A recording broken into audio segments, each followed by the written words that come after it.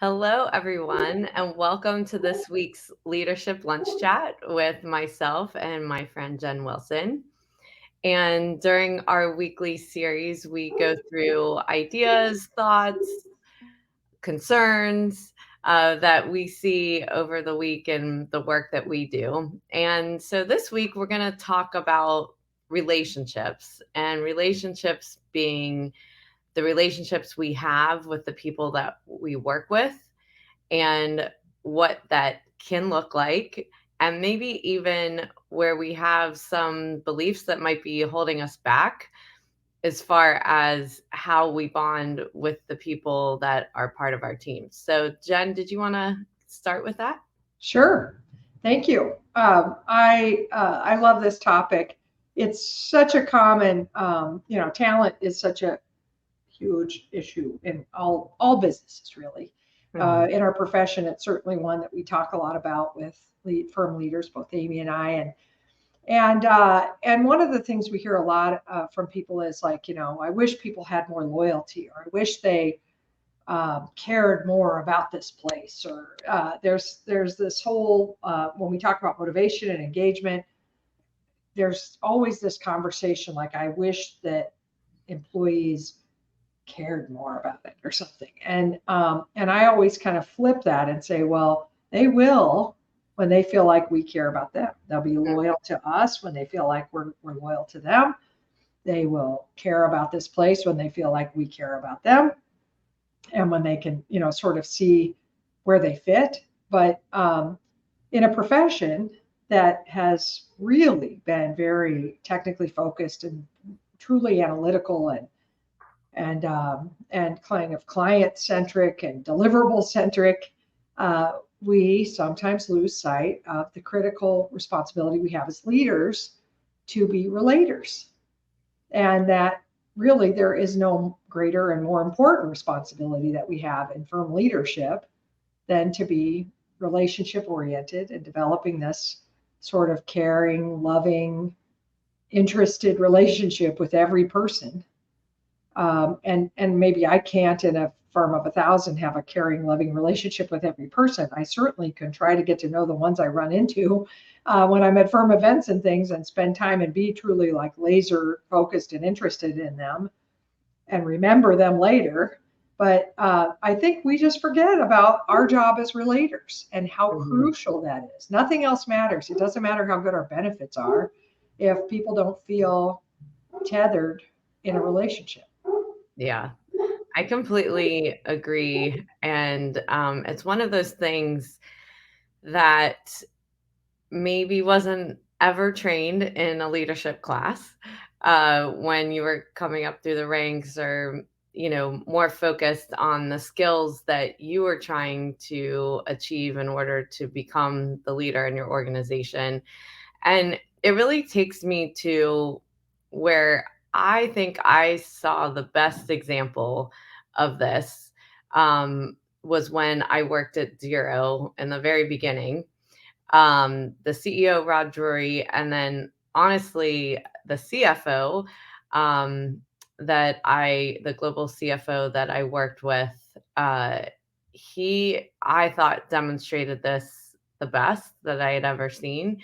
Because one of the things that they did, and it's really very simple, but every time they were in the building or in town, they didn't just take their leaders to lunch or to dinner. It was always going to any level of staff and taking them out to lunch, walking the floor, getting to know people. And one of the things that the CFO that I worked with, found so important is that you knew every person's name and who their spouse was, or family members, or someone that was important to them as well. And they would remember. And obviously, as businesses get bigger and you scale, that can get, harder and harder to do. But with those two, I never saw that change, no matter how large the company became globally, was that just personal side where they wanted to hear and talk to people that were the closest to the work or closest to the customer. and there wasn't ego in it as far as who they were or what their title was and so forth. And I think that's really important because, as that shifted out of the organization and more tenured leadership comes in, you start losing that culture of people that founded a company, people that, um, you know, if there's and I know I feel this way, and I'm sure you do too, Jem, when you're the one that created something, and there are people that decided to dedicate their careers and their time to your mission, and then take that on as their mission, that can never be valued enough. And it does not matter what their job function or title is, that when you show that you care and that they're important and that their opinions matter, there's nothing that ties people to an organization more than that. I agree. I love that. I love all of that. And, some may have heard the beginning part of that story about walking around and, seeing people three-dimensionally and said, well, it's different today. It's harder to do that in the remote setting, and I've run a remote and hybrid business for 23 years. And, you can walk around the office by walking around Teams, and, schedule regular check-ins Yeah.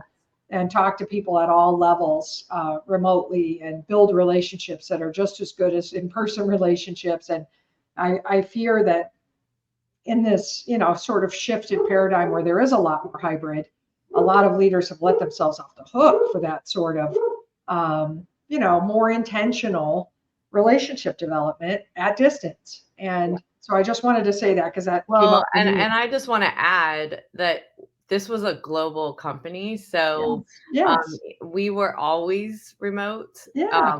Every single person in the even though there was I always was a remote leader as well, in that organization and in all of my businesses. I mean, we've always had this business, I do not have a physical office, but I have always had in other businesses some place of physicality where people could go to if they wanted to.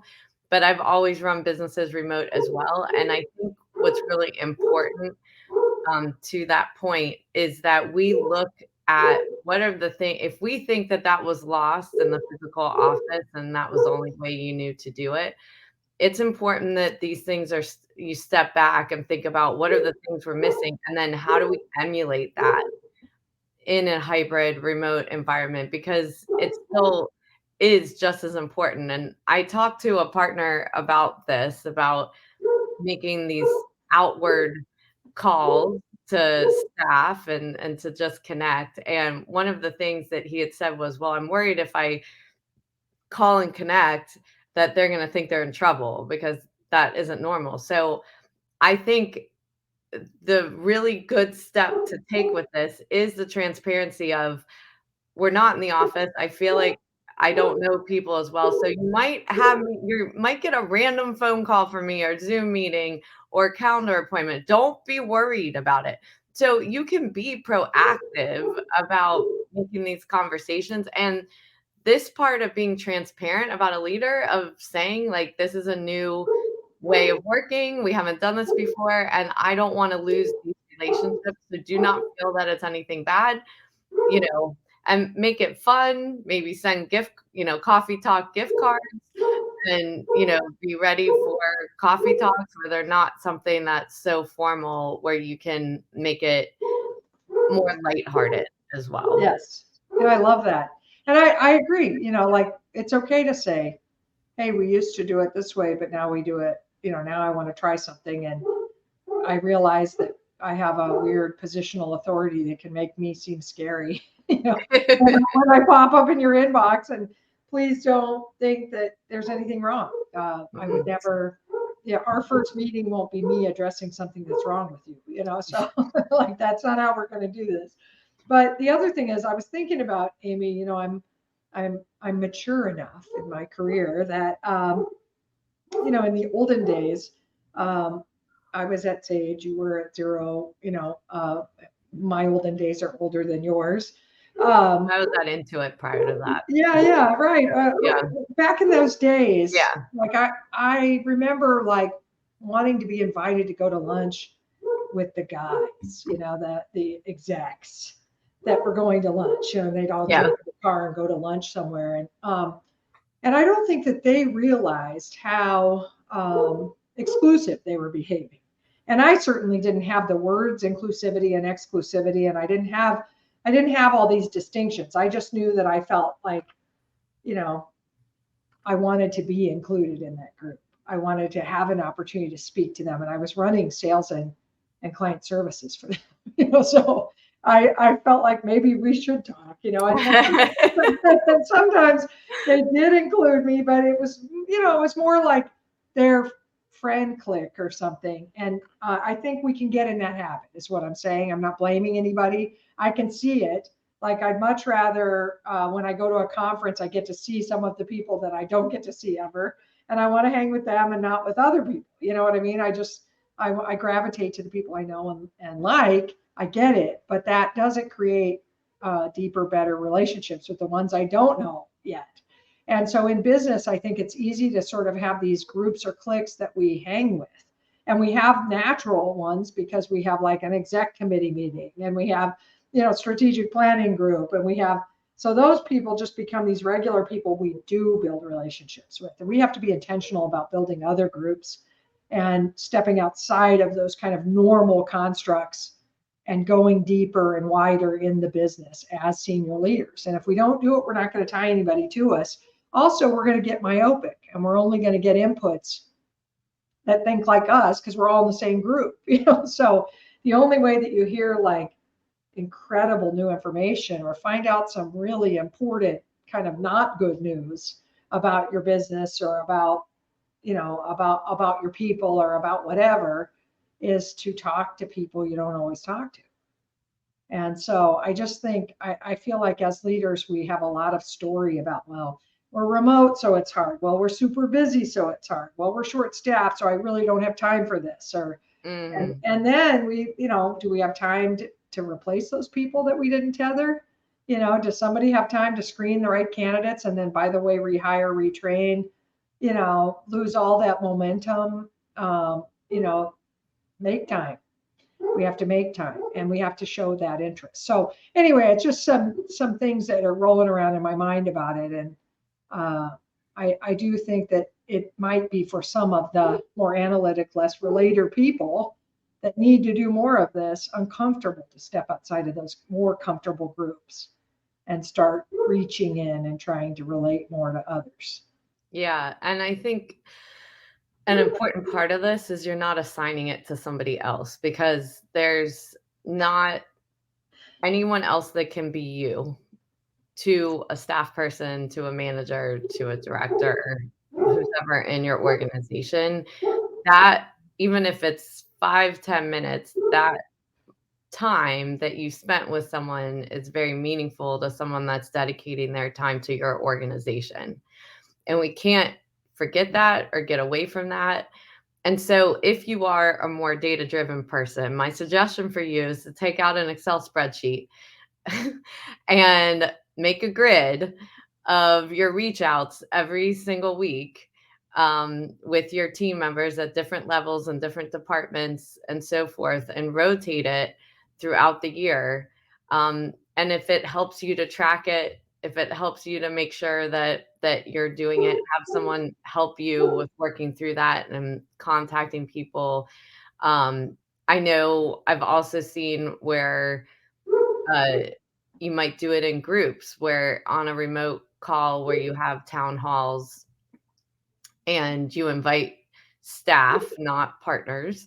Or, if you're in a corporation, you're not inviting other C levels and you're actually inviting people from the front lines to these meetings to facilitate these conversations and be able to hear things. Because a lot of times during those conversations, people bring things up that could be your best ideas that you're not even thinking about because you're just not as close to the actual work and customer as the people are every day. So when people feel heard, I think that's really important.